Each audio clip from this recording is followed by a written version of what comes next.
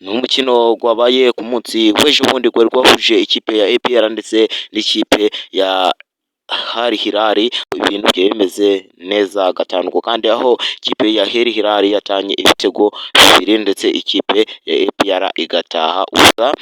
Nyuma yaho ukuntu byagenze nuko abafana baje gutera impagarara hagati y'abafana ba Rayon Sports ndetse n'abafana ba APR baza guterana amagambo.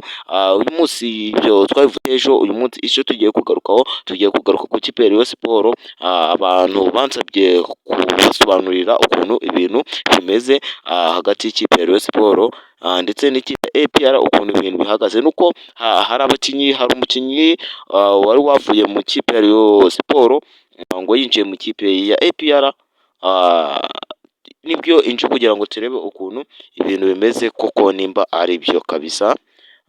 Hari abakinnyi bari kugenda bava mu kipe ya Rayon Sports ndetse baja mu kipe ya APR.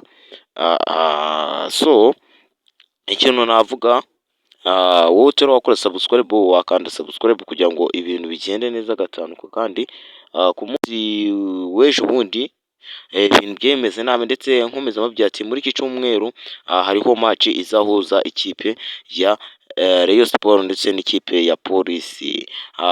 Uwo mukino uzaba ari uw'amateka ku munsi wo kuwa gatanu. Abagutegereje kabisa umukino nizere ko uzagenda neza gatanu kandi kabisa.